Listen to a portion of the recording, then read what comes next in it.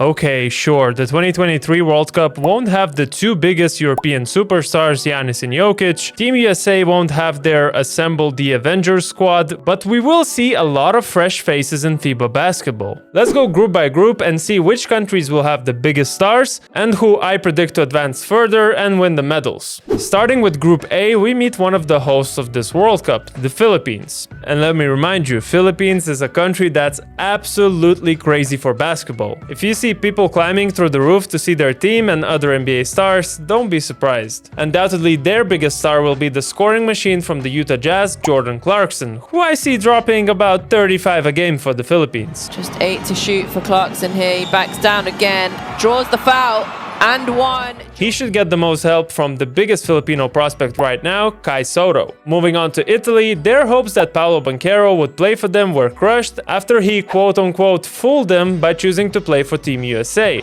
Well, they will still have the heart of their team, coach Gianmarco Posecco. Get the crowd involved. That's exactly what Italy needs. On the court, they should be led by their young stars Simone Fontecchio and veterans Nicolo Melli and Luigi Tatome. Another veteran, Danilo Gallinari, has missed the entire 22-23 NBA season and is still recovering from a torn ACL injury. The biggest star of this group is definitely Karl-Anthony Towns. Towns last played for the Dominican Republic in 2012 when he was just 17 years old, so it will be interesting to see how far Prime Cat can take this team. There's some hard games ahead. Karl-Anthony Towns, are you kidding me? Lastly, we have Angola, who do not have any notable NBA or EuroLeague names, so you won't be surprised that I see them finishing fourth in the group. Italy is my favorite to win Group A, but when it comes to second and third places, it's a bit more tricky. While Jordan Clarkson might average 35 a game, I think the Dominican Republic has way too much size and talent for them to handle. Now Group B. Clearly the team that has the most star power in Group B is Serbia, but they won't have one star. Big star. Maybe the biggest star in the world right now, Nikola Jokic, who has chosen to skip this World Cup. EuroLeague star Vasilije Micic is getting ready to make his NBA debut and will miss out too, while Serbian prospect Aleksej Pokuševski is recovering from a shoulder injury. At least their other up-and-comer Nikola Jovic will debut in a major competition, while their backcourt star Bogdan Bogdanovic is coming back, and I think he's ready to play his best FIBA tournament so far.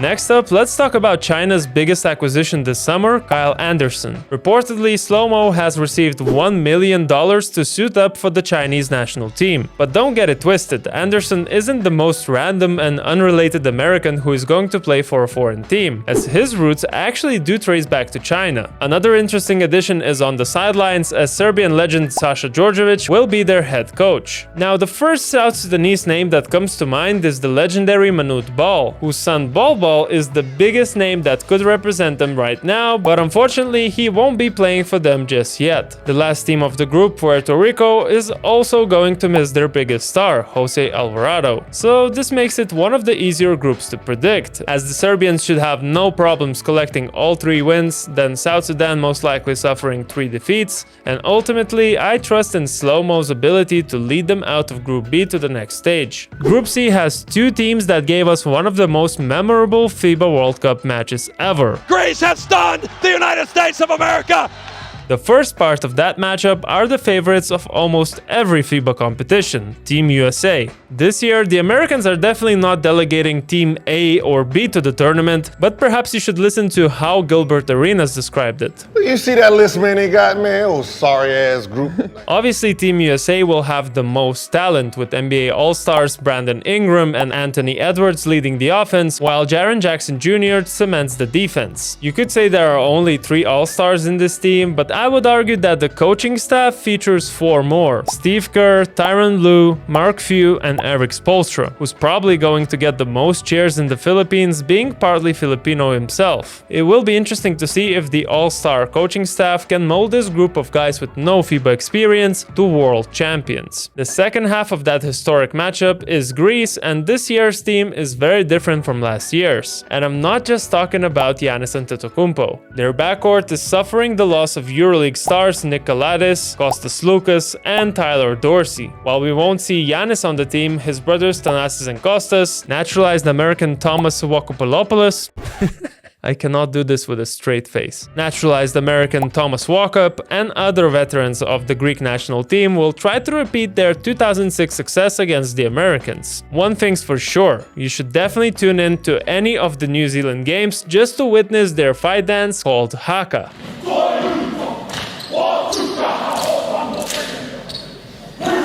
We'll see if this generation of Team USA will be impressed or intimidated. And lastly, Team Jordan. Okay, not Team Jordan, just Jordan. Their results in friendly games weren't promising, but I think the addition of an American native, Rondae Hollis-Jefferson, gives them a chance to at least put up a fight against New Zealand. I'm not sure who takes the third place between those two, but I'm pretty certain USA will be number 1 and Greece number 2. Moving on to the final group to play in the Philippines, Group D. Let me start with my home country. This year, Lithuania will be missing their biggest star, Domantas Sabonis, who had an ongoing thumb injury last season. But that actually could be beneficial for the other NBA center, Jonas Valanciunas, who's going to be the focal point of Lithuanian offense once again. Lithuanian fans, including me, are not expecting too much from this roster that has some key players missing in the backcourt, but regardless, they're still the favorites of this group. The biggest challenge for Lithuania should come from Montenegro. As usual, they will be led by Chicago Bulls center Nikola Jokic, who's going to be accompanied by solid veterans with EuroLeague experience. Next, with Gustavo Ayón retiring, there's nobody who really caught my eye in the Mexican roster. Even more so, I could say the same about Egypt, making these two teams the underdogs of this group. So I see Lithuania finishing first, followed by Montenegro, and then it's a toss-up between the two underdogs. Let's travel a little bit to Japan, where we will meet Group E, aka the second most exciting group of this tournament, according to me of course. The most exciting one happens to be the last one of this tournament, so more on that later. You can tell that the Aussies have serious intentions, as even an NBA champion did not make their roster. As always, they will have their veteran duo of Joe Ingles and Patty Mills, who somehow transforms to this FIBA monster every time. 3 seconds on the shot clock.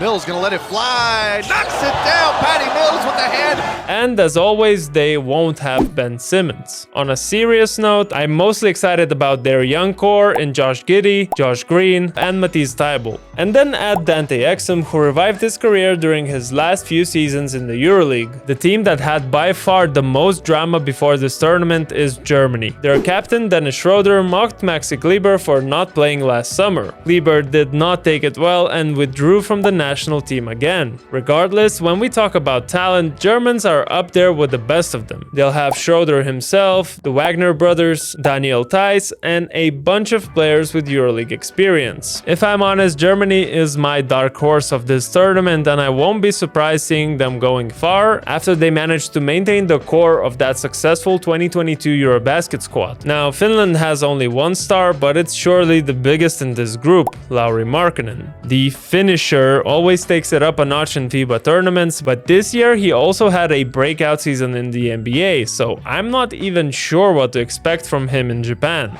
Looking to go coast to coast. 3-point shot. Oh my word! Also, Markkanen isn't just representing Finland in basketball tournaments. He spent the whole offseason serving in the Finnish military, which makes him probably the most dedicated player to his country in this World Cup. Finally, the group hosts Japan. Unfortunately, after an exciting playoff stint with the Lakers, Rui Hachimura decided to skip the tournament that is hosted in his home country. At least they'll have Yuta Watanabe, so we'll see how he looks in a leading role. Predicting this one is a lot harder than the ones before. It could go either way between Germany and Australia, but just based on their mix of experience and young talent, I'll give first place to Australia, then Germany at 2, followed by Markkanen's Finland and Watanabe's Japan. Staying in Japan, Group F will have the biggest star of the tournament, Luka Doncic. He not only lost some weight, but also shaved his beard and now is looking like the 2017 Eurobasket Luka again. Regardless, Slovenians will find it tough to win another gold medal, as they lost their only other NBA player, Vlatko Cancar, due to an ACL injury just before the tournament. And also, Goran Dragic has finally retired from the national team. This time for real, I guess. It will be interesting to see how Slovenia's weak frontline will fare against Georgia, whose biggest strength lies in that department. department. They'll finally have Tornike Shengelia coming back from injury, as well as NBA big men Sandro Mamukelashvili and Goga Bitadze. While Cape Verde is the smallest country in this tournament, they'll have the biggest man in the World Cup,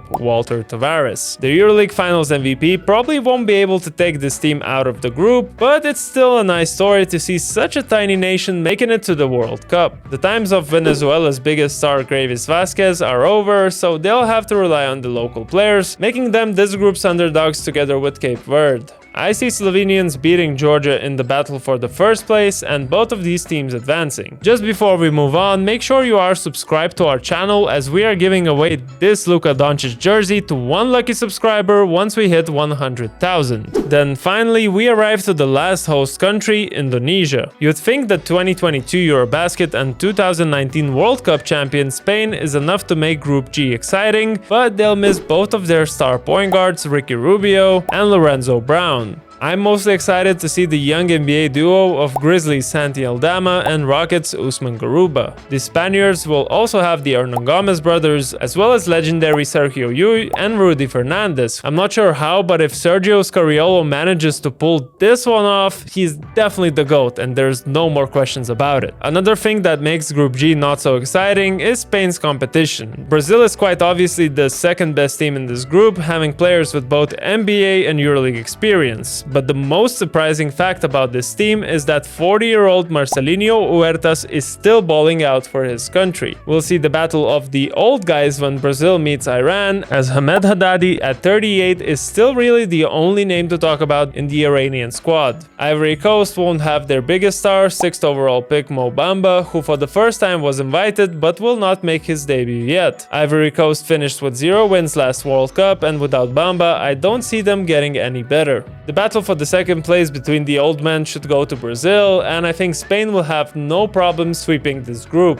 Finally, I think the H in Group H stands for the hardest. Canada, France and Latvia could all be in the race to advance, but only 2 will. Many are saying that this year's Canadian squad is the best ever, as they're bringing almost all of their NBA players. I say almost since Andrew Wiggins is one of the names missing that would fill Canada's full potential. Unfortunately, Jamal Murray is also missing due to injury, but that shouldn't be such a huge problem when you have OKC's all-star guard Shai Gilgeous-Alexander. Besides SGA, Canada's not shy of NBA players with RJ Barrett, Dylan Brooks, Lou Dort, Kelly Olynyk, Dwight Powell, and more representing the team this year. Next, we got one of the tournament favorites, France. The French have the most experienced squad, starting with NBA vets Rudy Gobert, Nicolas Batum, and Evan Fournier, as well as big EuroLeague names in Nando De Colo, Gershon Yabusele, and Eli Okobo. Now just imagine them adding Wemby and Embiid for the Paris Olympics next year. Scary. I think Latvia got pretty unfortunate.